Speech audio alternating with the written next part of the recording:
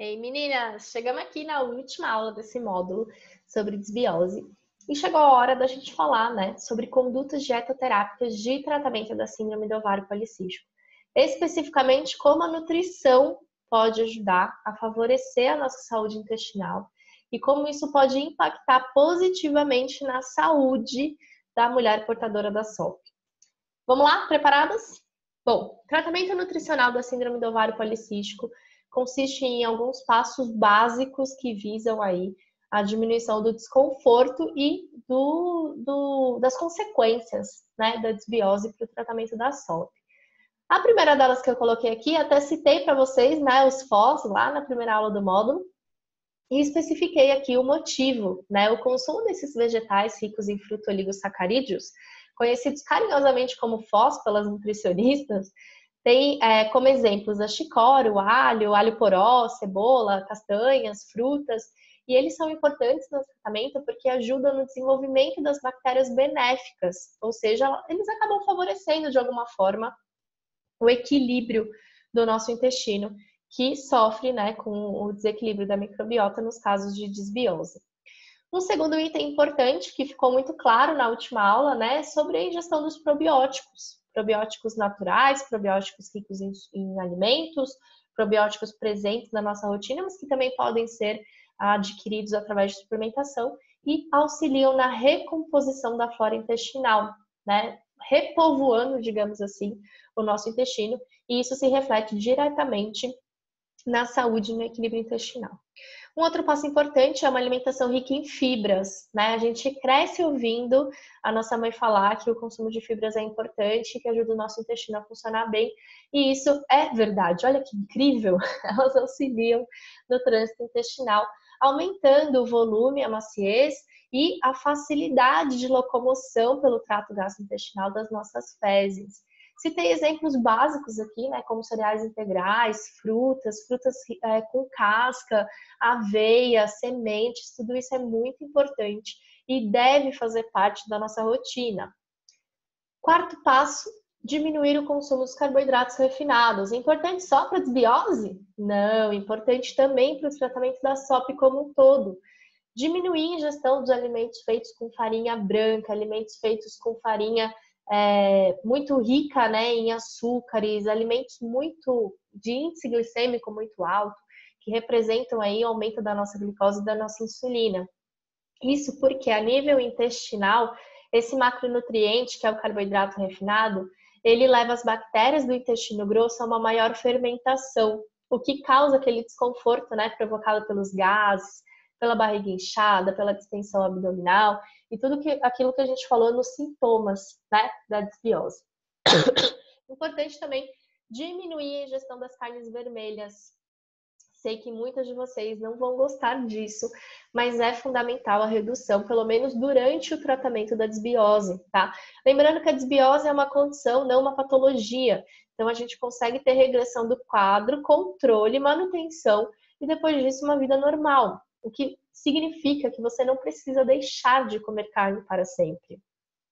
Não significa que você precisa deixar de tomar leite, consumir queijos e iogurtes que você ama para sempre. É importante que haja uma diminuição da ingestão desses alimentos, porque eles são muito ricos em proteína. A proteína tem uma digestão mais lenta, mais difícil.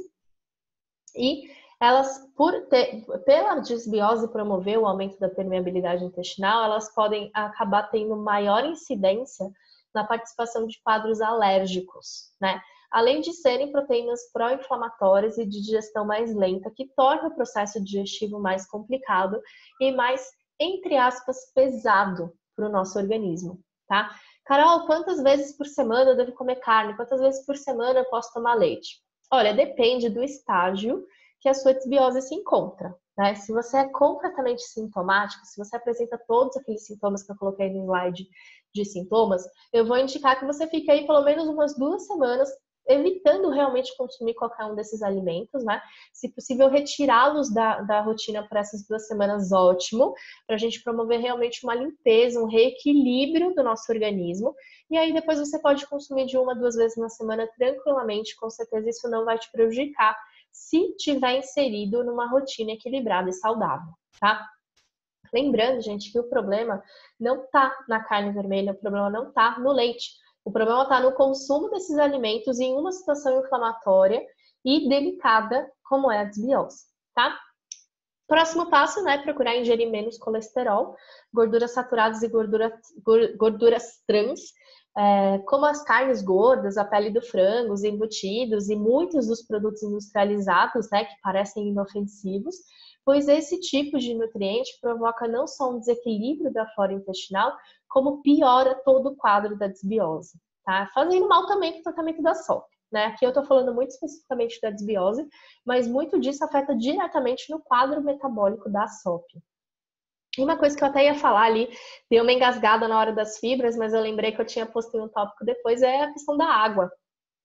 Gente, muita gente tem na cabeça constantemente a frase: preciso comer mais fibras.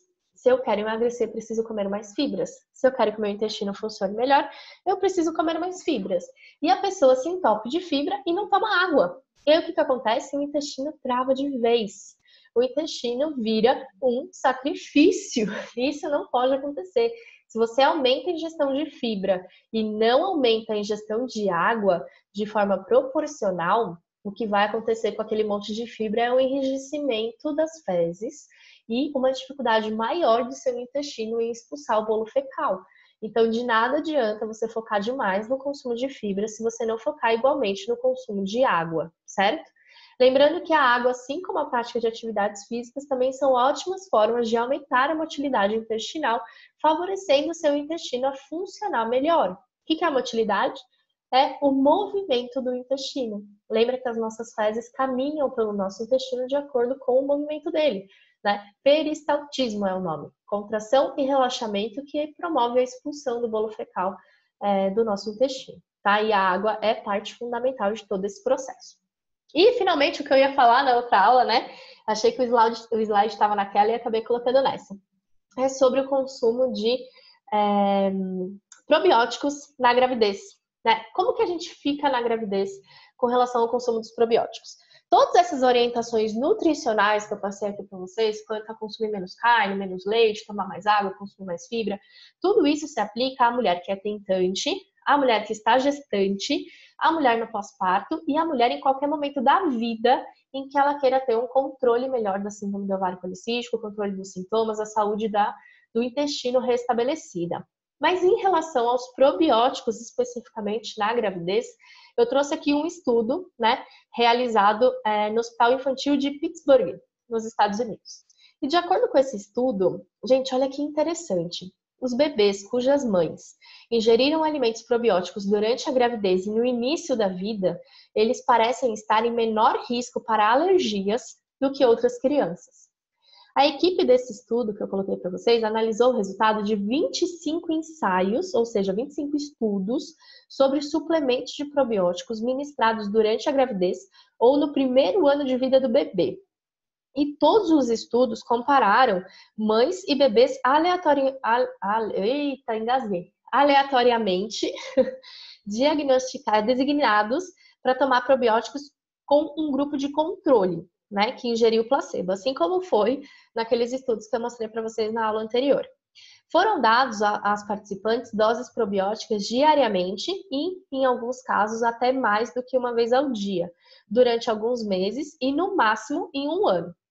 As pesquisas acompanhadas controlavam se as crianças passaram a testar positivo para alergias comuns, como alergia a amendoim, alergias ao pólen, né? Muita criança sofre com esse tipo de alergia. E também avaliaram se elas ficavam ofegantes ou com algum sintoma de asma. Os bebês que foram expostos aos probióticos no útero e receberam suplementos após o nascimento tinham um risco 12%, gente, 12% menor de ter alergias nos próximos meses e anos, quando comparados às crianças do grupo controle, onde não havia ingestão dos probióticos. Mas o risco de alergia não foi reduzido com os bebês que começaram, né, a receber os probióticos depois do nascimento. Então, quer dizer, essa redução de 12% nos casos de alergia se aplicava exclusivamente quando a mãe ingeria os probióticos na gestação.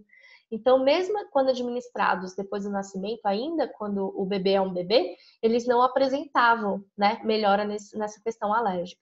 Então, o que a gente conclui? Que as gestantes com síndrome do ovário policístico não só podem, como elas também devem fazer uso de probióticos, tanto pela própria saúde, quanto pela saúde dos seus bebês. Outros estudos apontaram também que o uso dos probióticos previne desbiose em gestantes, atuando positivamente no controle e na prevenção de diabetes gestacional, já que eles atuam melhorando uma coisa importantíssima no controle da SOP, que é a resposta insulínica após o consumo de carboidratos. Então, gente, probiótico é uma coisa que a gente usa em vários momentos da nossa vida e tá tudo bem se você é tentante, está usando, tem usado probiótico. Caso você engravidar, tá tudo bem. É melhor para você, é melhor para o seu bebê e isso com certeza vai garantir mais saúde para vocês dois no longo prazo, certo? Espero que vocês tenham gostado das nossas aulas sobre desbiose, que vocês tenham entendido, né, essa relação que parece ser tão complexa entre o nosso intestino e a síndrome do ovário policístico. Espero que vocês tenham curtido cada momentinho aqui desse módulo. Deixe o seu comentário para mim sobre o que você achou dessa aula e não esquece, quem manda na SOP somos nós. Muito obrigada e até o próximo módulo.